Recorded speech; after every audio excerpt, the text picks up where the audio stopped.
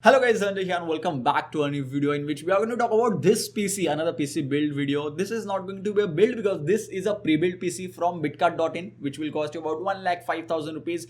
We'll discuss everything that you need to know about this PC, who should buy it, who should not buy it and everything like that. I have already covered bitcard.in in detail, like from shipping, insurance to after sale service, everything, how they show CCTV footage, how they build the PC, everything in a video which will be linked in the I button right now or which will be present in the description box as well. So if you want to know more about bitcard.in and their process, then watch that video as well. That's like 15+ minute video which will be very helpful. In this video, let's talk about this PC. There are two main reasons why I wanted to cover this PC on the channel. First one, this comes with a 5700 XT graphics card and all the PCs that I've covered either came with RTX 2060 Super or RTX 2070 Super on the channel yet.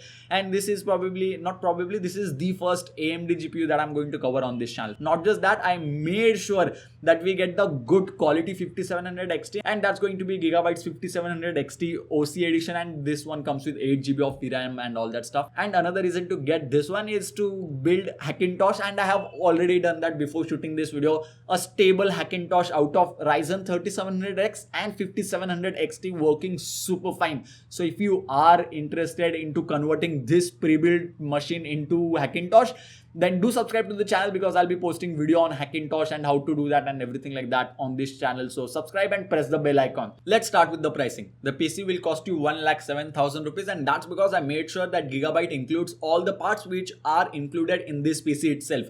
And when it comes to 5700 XT, I believe that there are very good cards and there are few bad cards as well. Gigabyte's 5700 XT, this card specifically is one of the good or one of the very best cards that you can get in the market right now. You get 2% discount when you transfer via bank, and I think you should use it. Not I think, you have to use it, so that the PC will cost you 1,05,000 rupees. When it comes to shipping and insurance, everything is covered by bitcard.in. As I said, watch the video which will be in the I button, which covers everything about bitcard.in in detail and how they ship and what are the insurance and everything like that. Next up, warranty.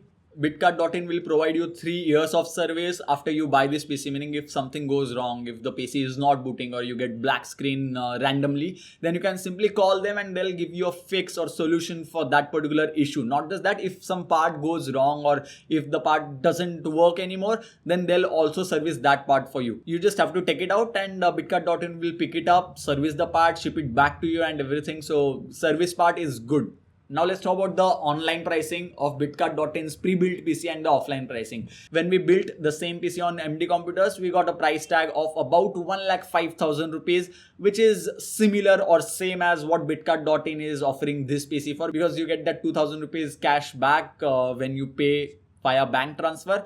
And if you buy the same parts in offline stores, then you will get it for about, let's say, 1,02,000 or 3,000 rupees maybe. So there is a difference of about 2,000 to 3,000 rupees, which is totally fine for a pre-built PC. I personally prefer to build my own PCs, like to go to the offline store, research and everything like that, and then pick parts and build it myself.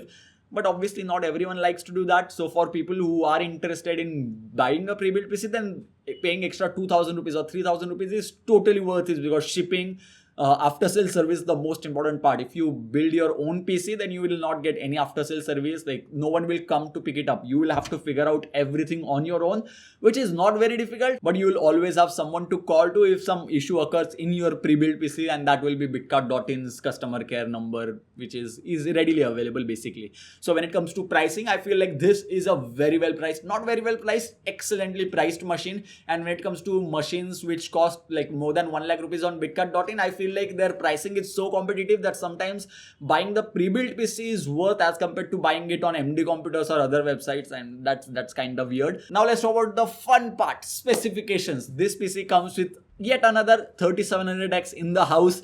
8 core 16 thread. This is a beast of a processor. I've been using it for months now and had no issues whatsoever with this one. Graphics card, Gigabyte 5700 XT OC edition, as I mentioned, and this is an 8 GB card. This is AMD's card, Navi based card, or making Hackintosh out of this is totally possible. I have already done that, as I mentioned earlier. When it comes to gaming performance, we'll talk about gaming benchmarks after the specifications part. When it comes to RAM, this one comes with 16 GB of RAM, clocked at 3000 megahertz. When it comes to the case, Thermaltake V200 case, which comes with 3 RGB fans in the front and one non-RGB fan in the back. RGB fans in the front can only switch colors and nothing else. These are not RGB fans which I had on my Corsair case, which I showcased earlier in this particular video, which is present in the I button over here. For the build, which is worth 1 lakh rupees, this is a pretty decent case in my opinion. And when it comes to motherboard, we are using Gigabyte's X570 Aorus Elite Wi-Fi motherboard. If you purchase a non-Wi-Fi motherboard in the offline market or anywhere, you can save about 1000 rupees, but then once again getting Wi-Fi motherboard just to be a little bit future proof is recommended from my side. The other motherboard that I have, the Asus TUF X570 motherboard, is also a Wi-Fi motherboard. You never know, in future you may need Wi-Fi or not. 1000 rupees extra just to have that functionality. Wi-Fi and Bluetooth is totally worth it in my opinion. You will get Gigabyte's 700 watt B700H bronze power supply, which is more than enough to power this entire system. For storage, you will get WD 240GB M.2 SATA SSD, where you will store your Windows or Mac OS, whatever you decide to flash afterwards. But bitcut.in people will give you Windows pre-installed on that SSD, and you will also get 1 TB hard disk, which is worth 7200 RPM, and that's the best hard drive that you can get. From my side, I also added 500 GB of Samsung 970 NVMe Plus SSD and 1 TB of SSD, which is Samsung 960 Plus, I guess. And that's pretty much it. I added these two SSDs on my own. I had them laying around in my house. So to dual boot the system, now I have Mac OS in the WD drive and Windows in the Samsung NVMe SSD. Both these OS will boot very fast, and dual booting is very easy with this particular machine. Now let's talk about benchmarks and how this build performs. When it comes to 5700 XT graphics card as such, as you can see, 1080p 60 FPS gaming is like not a brainer. Obviously it is very much and easily possible with few games. 1080p 144 FPS gaming is also doable. So if you play games like CSGO or Apex Legend, where the graphics card can provide 144 FPS, this can be a very good card to play 144 FPS game and utilize 144 Hz monitor if you have that.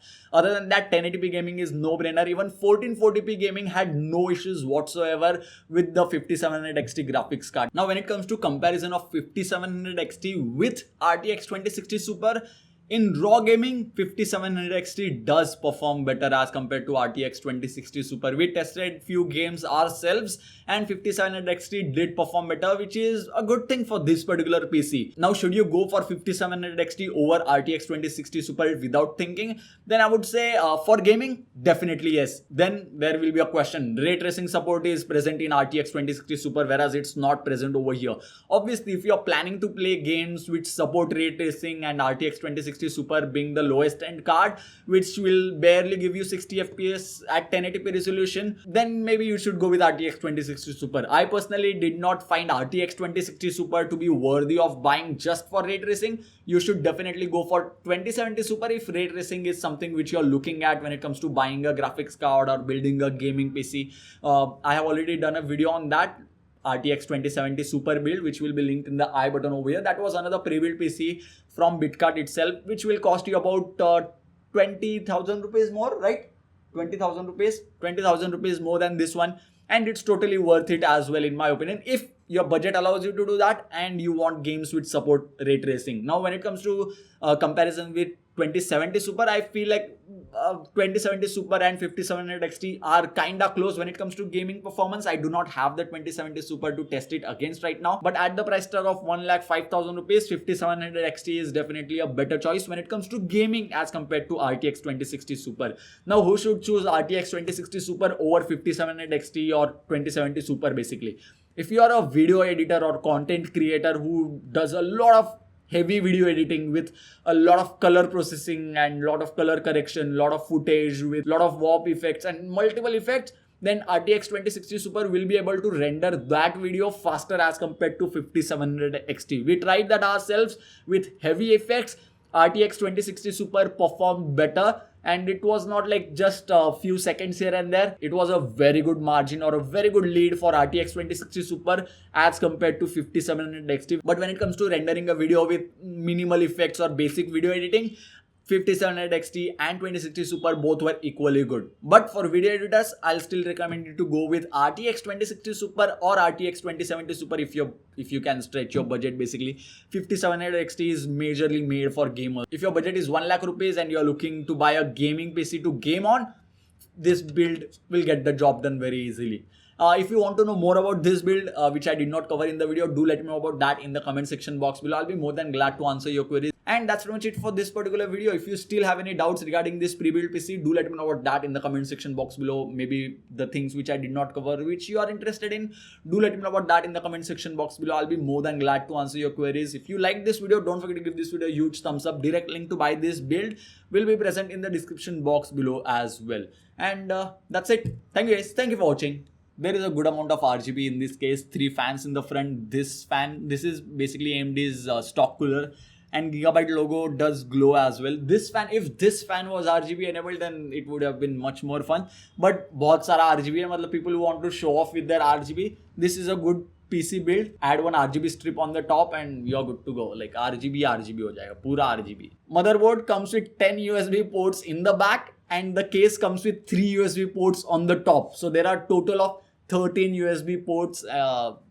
If you're planning to buy this, start deciding how you're going to utilize all the ports as well, because 13 ports भरने के लिए बहुत time जाएगा.